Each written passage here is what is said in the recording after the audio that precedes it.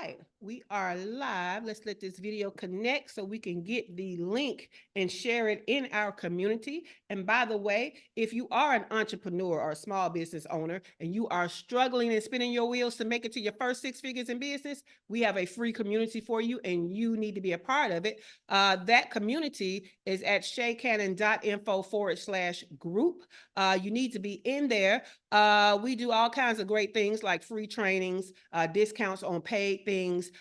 We have three things that we want to do. And that is our goal is to have conversations that are different, to collaborate, and to actually commune. Okay. So that's what we do. And in fact, this month I'm adding more things because I kind of feel like when we took our exclusive show to YouTube where anybody can be a part now. It's no longer exclusive to our community. So I feel like I owe y'all some exclusivity, okay? So what I'm going to start doing for this month, and I'm actually going to backtrack and do it for this week, is I'm going to start adding the show notes. Because as you know, if you're tuning into this video, to this YouTube, you're getting way more than what's in the blog for the week. And so I want to have a way that you guys can get to those notes. So I'm going to start putting the daily show notes only in the group. So you want to be there, shaycannon.info/group. All right. Now we have our link in the group down at our community. You can come and watch us online on YouTube along with you guys. So let's get started. Welcome to Unlock Your First Six Figures morning show. I am your host, Shay Cannon. It all starts with the blog. This week's blog is at shaycannon.com/host, HOST, because what we've been talking about all week long and what we're ending the series for today is hosting events to sell your small business offer. Let me tell you, it's kind of funny that we've been talking about this all week, but I'm going to tell you for the last 2 days, I keep my finger on the pulse of entrepreneurship and small business. And I've been talking to different entrepreneurs and small business owners, and all they're talking about is hosting things so that they can pitch their offer, right? Amazing that's what we've already been talking about all week. So hosting an event just so that you can pitch your offer can be revolutionary for your revenue bottom line, right? Because what you're basically doing is you're gathering people around some type of value. And while you have them there in exchange for that value, you're going to pitch them on an opportunity for transformation. That's your offer, right? So it works well. It has not stopped working. It's continuing to work even in this climate, of economics climate, the changing marketing climate. This particular strategy is still working, right? Now, the first thing you're going to have to do is you're going to have clarity as you prepare for it. You're going to make sure that you are creating the right type of event for the right type of person that will buy your offer. That is important. If you want to know more about that, that's in part 1. So catch that replay because it was about preparation for your sales event. Okay. Part 2 was about hosting the sales event. If you want a choice and a whole list of the types of events that you could be hosting and how to host and what you should be doing to host, hey, during the event, I should say, while you're hosting, that is part 2. Catch that part 2 replay. That was on Tuesday, or you can just look for part 2. Part 3, closing the sales event. We talked about that on yesterday. Actually, sales strategies and closing tactics, okay? So if you're not a salesperson like most of us, right, and you want to know more about how to actually close the deal, you need to catch yesterday's replay. That's part 3, all right? Now, today we're closing out the series with part 4, and that is follow up after the sales event. Okay. Glow is over here on the YouTube side. So, hey, Glow, good morning. And so let's talk about what's in the blog post first. You know that the blog post has like a little bit, and then we're going to go into the deep dive of what I have for you today. Okay. Again, we're talking about follow up after the sales. We have to create a system for this, y'all. Okay. Every time we pitch and sell, we need to have a system in place for it. Now, we pitch and sell at the end of different types of events, so the follow-up may look different. However, we at least need some type of general follow-up system. It is important. Why? Because from the first time you've heard it to now today, and probably will never go away, the fortune is in the follow-up. Okay? I want you to think about how you buy. There are times when, right when the offer is presented, for one reason or another, right then you can't take them up on it. Maybe you have to process it a little longer. Maybe you have to wait till a payday that's within 2 or 3 days and then you get it, right? Maybe you have to look at what you got to decide, is this really what you need, right? Whatever the reason, the people that you're pitching to, they need a follow-up process to be reminded about your offer because they're going through similar things. And so you want to have a follow-up process in place to capture them after the pitch, okay? So one thing that we talked about is you want to offer some kind of one-on-one meeting so that you can have a one-on-one sales opportunity with them. We'll go deeper in that in a moment. You want to establish some kind of follow-up cadence. A cadence is how often do you do something and for how long, okay? So you need to have a period of time after the pitch that you're coming back. You're coming back, right? We'll talk more about that a little later. You want to have email and text scripts so that you don't forget to interject urgency. Remind them about the time limited offers. Remind them about the pain that they're in that they probably want to come out of. Remind them about the transformation. You want to have scripts that hit these psychology of sales pain points, right? Okay. Last but not least, you want to consider adding in more value infused content in between, right? Give them a reason to keep opening your emails. All right. Those emails that you're sending with a subject line of limited time, almost over, they don't care about that. You already told them about the pitch. And so that's a reminder for them to read that subject line, but they're probably not going to open the email, right? So you're losing the opportunity to infuse more psychology of sales because they're not opening the email. They only get the reminder from the subject line, and that's enough.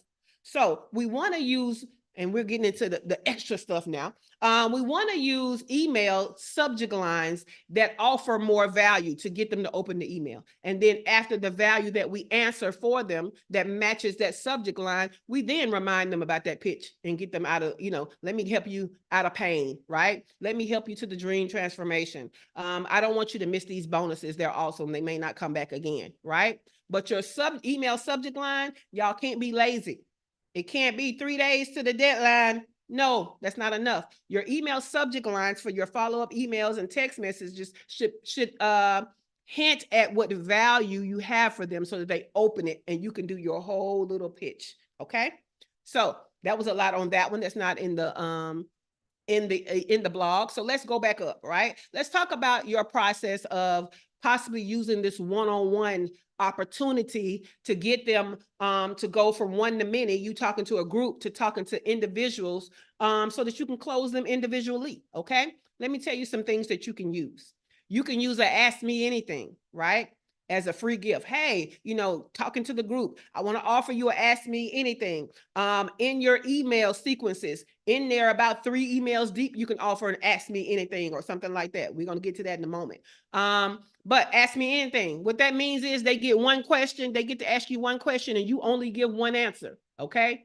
What you're not going to do is cannibalize your offer by giving them so much in this conversation, they don't have a reason to buy from you.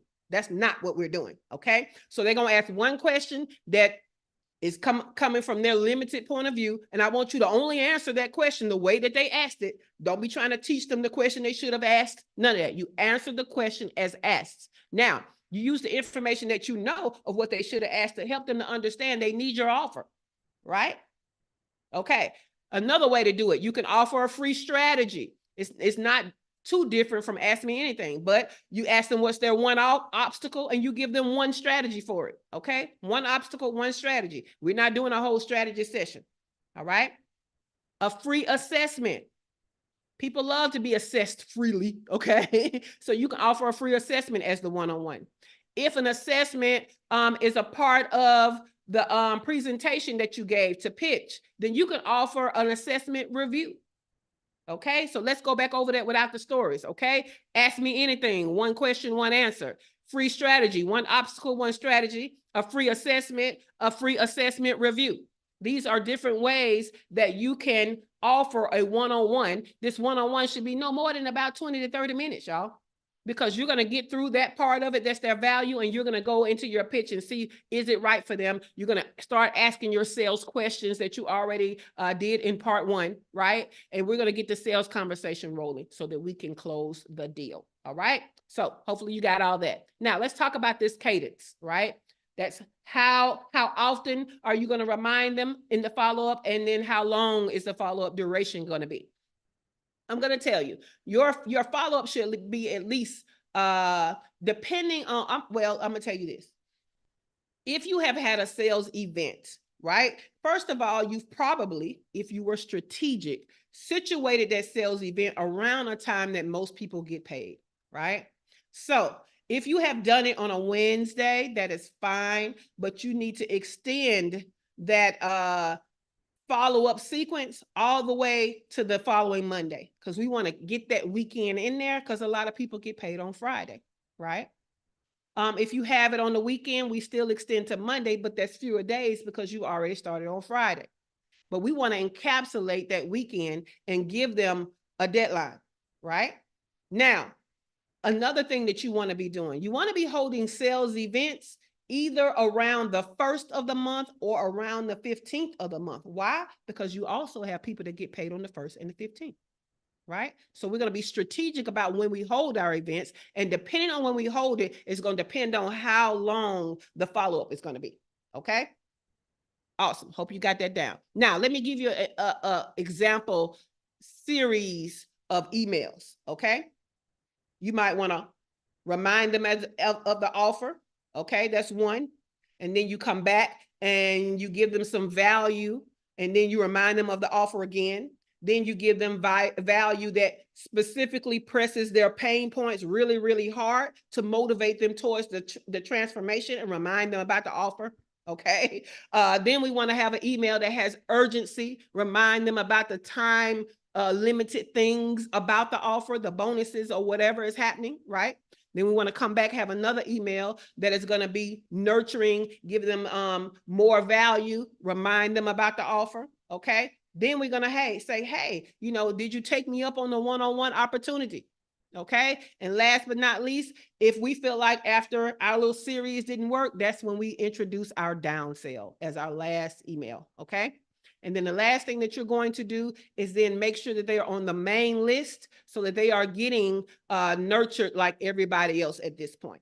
Okay. Now, one trick that I want to start doing as I'm in here overhauling my email marketing system is I want to take, if one of the tags or automation steps I want is, if you sign up for a sales event, if you're on my main list, I want it to take you off my list so that all you're getting is my sales event emails, okay? If you are not on my main list, I want to make sure it doesn't put you on the main list until after the last follow-up email. Why? Because I don't want, during this calculated time of emails, you getting other emails from me interrupting that, talking about something else. Maybe it's doing another offer. Maybe it's giving other nurturing information that has nothing to do with this, right? I want to isolate you into the sales event. I hope that makes sense to you. Get your questions ready if it doesn't. All right. So when it comes to your email, text, and scripts, you can use GPT. Okay. Let me tell you, if you are not a good prompt engineer, but you have the paid chat, go into the 4.0 custom GPT marketplace. They have custom GPTs that people like me have made for all the things that can help you when you're not good at prompts. Did you realize that? Y'all know I'm a prompt engineer. I create my own custom GPTs, all of that. But other people create custom GPTs, and they're all in the marketplace. All you have to do is go over there to the GPTs, put in the search bar what you're looking for. It could be sales copy. It could be email copy. Anything. Go and find one that someone has trained, right, on copy, use their GPT, and then create your scripts. Okay. So write that down. That's a great tip. Urgency tactics. Okay. I want you to think abandoned cart without it being abandoned cart, right? But in these email follow-ups, when you're adding in your urgency, these are the types of urgency I'm talking about. Limited time offer, limited pricing, okay? Limited slots or limited supply.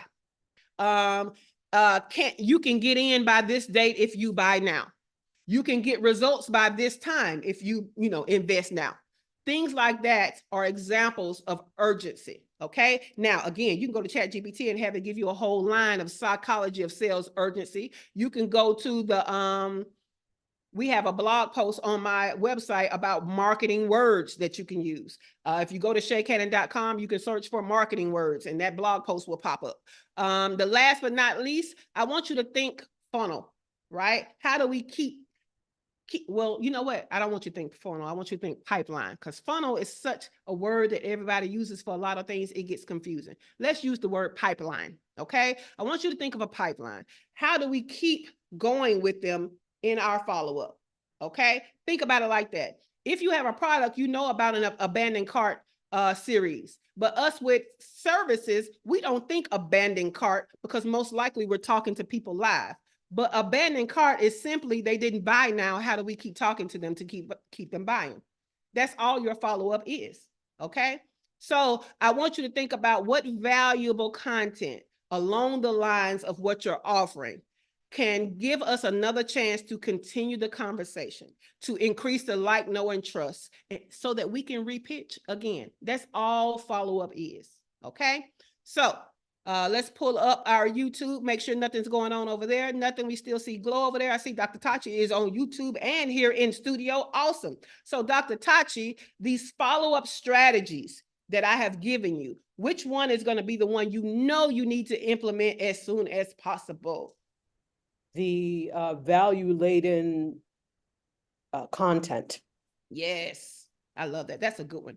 And I feel like some of us might have known that, but I think the tactic that we're skipping over is how important that subject line is, right? So the subject line has to point to the value, not point to the reminder to buy. Don't forget that, okay? Cool beans. Heather can't come off the mic, but she says, I definitely need to improve with follow-up. Heather, go ahead and put in the comments which one of these strategies will work best for you, and we'll come back to it. Dr. LaFera, which of these follow-up strategies do you need to be doing immediately?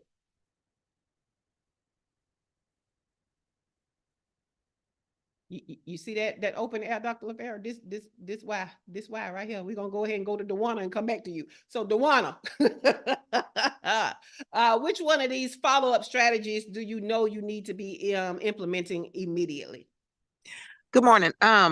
It was one, and I can't remember what it was. My old lady brain kicked in, and I said she's gonna call my name, and I can't remember what it was. Well, let me go back. It could be offering a one-on-one, and I gave you different ways to do that. It could be the cadence, the how often and when does it end. It could be the email scripts. It could be the urgency tactics.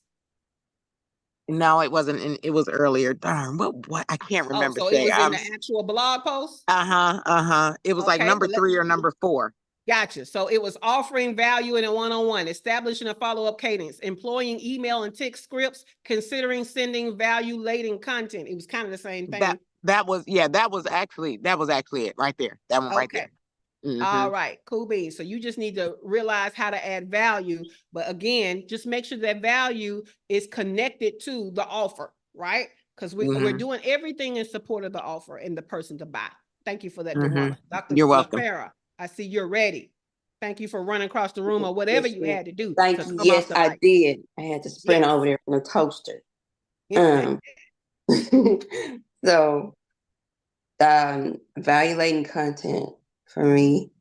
And so I'm swapping between like affirmations and like encouraging type posts that women can relate to, and information about food, but mainly like targeted information. So I've been starting to do that because I'm creating my calendar, but that and email subject lines.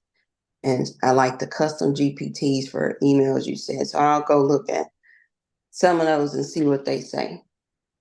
Cool beans. I'm going to tell y'all, those custom GPTs, I just been in there just searching just to see, because y'all know I make my own, but it takes time to teach it and make your own. And then there's some things that I'm not as skilled at as other people are. So I started searching. Now I'm just trying to keep a list of ones I think I would use as I search.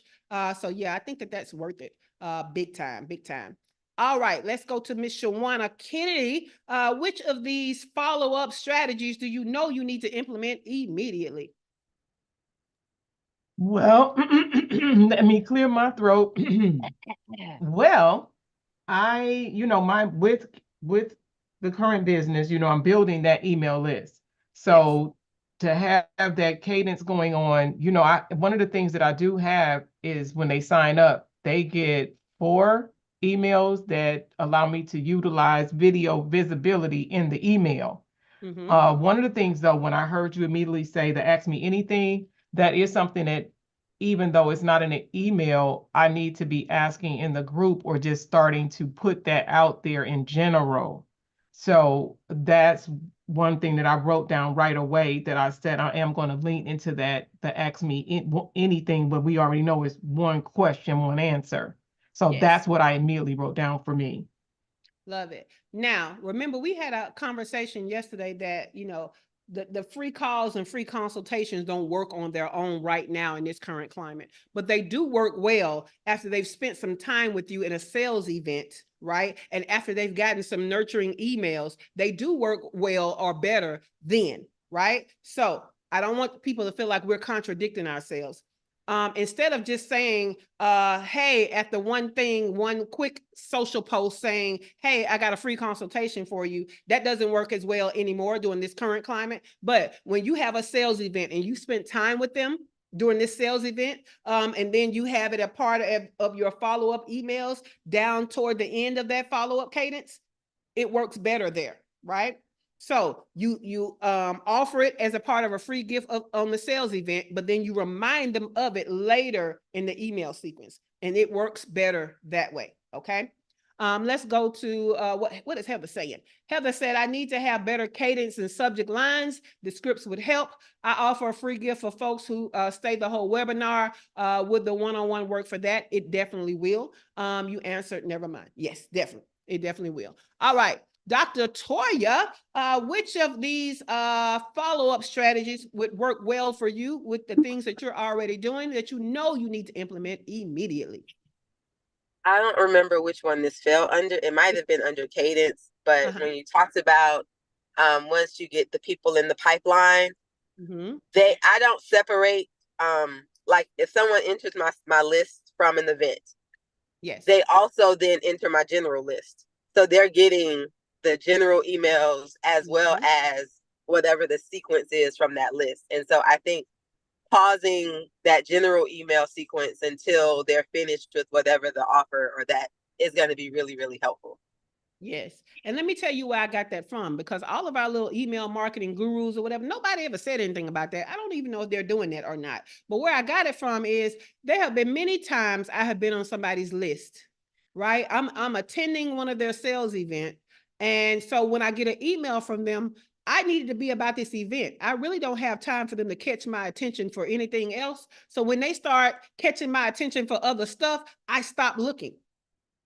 Right? So now what's happening is that person's sales event follow-up is not going to be on my top radar anymore, because they have taken my attention away for something else that was not related. And I have decided I don't want to see it no more. But if you are sending me stuff that have to do with this event that I'm locked in on already, that's all I need to be receiving from you in particular. So that's where I got that from. So yeah, you take them off and then put them back on. So that can just be at the end of your sequence, that one tag removes them from the list. And then at the end of the sequence, before you end the automation, what we do is we add them back to the list. So that way they're getting future nurturing from you, and the like, know, and trust continues on into perpetuity until they get off of your list, or until they come to another sales event, and then they're taken off for the duration of the sales event and then put back on. So yeah, I love that. Cool beans. So this has been a great week, y'all. Hosting events to sell your offer is definitely something we need to be employing. It's definitely something that is still working right now in this marketing and economic climate. You simply have to start with clarity. What is going to be most impactful? A subject they will definitely show up for, right? Like even when I was thinking about the workshop that we're going to do this month, I had to think about, like, right now, everybody's hurting for revenue. There's no way I can do a workshop around anything else. right? Nobody wants to talk about social posting right now. We need to get to the money, right? So that is the workshop that I'm going to do. So I need you to think about right now, what is the thing that your people need a conversation around, strategies around, more information around? That needs to be the topic of your sales event to attract them, okay? Because otherwise, when they see it, they're just going to, again, in this climate where we all need money, time is money. We're not spending much time on stuff that's not going to bring us money, right? Or that's not going to save us time, or it's not going to give us the information that we need. So that's what we need to be doing these sales events around. So phase 1 was the preparation. Phase 2 was actually hosting. Phase 3 was closing. Phase 4 was the follow-up. Does anybody have any questions about any of the things we talked about this week? Do you have anything you want to share? Because again, I am a genius. I'm just not the only genius in the room. So any value add you want to share about any of these 4 phases, or any questions? I have something I learned. We were talking on Monday, I think we were talking about the QR codes and capturing other people's information. Mm-hmm. And I have Blink, and I didn't think I had that ability. And I wanted to, I was so excited when I found out it actually does. So my QR code, when people take a picture of it, it actually, and I think Shawana was talking about that, it actually captures. And so I was went Tuesday years old when I learned that. So I was excited, and I wanted to share with y'all, but I wasn't here yesterday. So I love that. I love that. yeah. I'm gonna tell y'all, if you use Bitly, bit.ly, Bitly has a QR code generator for those shortening URLs also. So, I mean, you can look at most of your stuff that are URL related and see if there's some type of QR code generator attached to it already. There's probably some type of free plugin if you have WordPress that you could do. Maybe if you don't have WordPress, like if you go over there to them W's, them other W's, the Wix, the Wibbly peoples, maybe they have something built in. That would be a value add for them little weak ass platforms. Y'all know I'm a WordPress girl. But yeah, that was great. Thank you, Dewana. Anybody else have a question or a value add before we get out of here? All right, last call for alcohol. Any questions? Any value adds? I have a question. What you got? Or maybe it's a value. It's a question though. So, in the emails, so you have an option where you can tell it to not email people who received your emails in the last I guess 16 hours. And so I forget what you call it right now, because I'm not doing it like I'm supposed to do right now. But if you did that and say you had an event with a lot of people, what would keep that would be a lot of time to go and untag everybody versus just putting in the feature where you can't email people who received your emails back to back. So that's my question. First of all, you can bulk remove and add tags. However, what you're doing is in the actual automation, when they sign up for the sales event, right? There is a time in that automation, depending on how far out you're promoting, right? There's a time where closer to the actual event, you can put a tag to tell them to take them off that list or remove them from that tag. So it's not a going in individual and doing it either way. Does that make sense? I believe so. I'll go back in. Yeah, so you have Active Campaign? No, I have Klaviyo and I have Kartra. Ooh, we just gonna talk about Klaviyo. So with Klaviyo, there's still a way to add and remove people, right? As a part of an automation. So it's just a step in the automation. So think about it. People are getting the emails from the sales event because you added them to a tag or a list, right? So just like you added them to that tag or a list, once they get on there, you can take them away from another one. The same way. You're just doing a reverse action. Yeah. Okay. But if you need more, then you probably need to contact Klaviyo or get on YouTube and see how to do that. Now, the word that you're looking for is segmentation, because that's still segmenting. It is, but the actual process is called smart sending. Turn off smart sending. Turn on smart sending. So yeah, but I don't know if that's the best way to do it. You see what I'm saying? Because if you're telling me I can't send an email in 16 hours, that means I can't send an email no matter where, no matter what tag, no matter what list. So that I don't think that that's the solution. You're going to have to just segment within your automation. And I don't do Klaviyo, so, or Klaviyo, whichever one it is. So yeah. Now, if you are active campaign girl, I got you. I'm like, baby, let me pull this up and show you how you do that right quick. But yeah, I don't mess with nothing else. I'm a part of what I have to do is I'm migrating to Go High Level. So I'm gonna have to figure out all of my active campaign like features in Go High Level. So yeah. Okay. Thank you. No problem. All right. Again, last call for alcohol. Any questions, any value adds before we get out of here?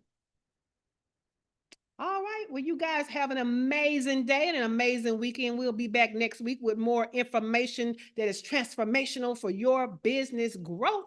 Y'all have a great one. The studio is closing in 5, 4, 3, 2,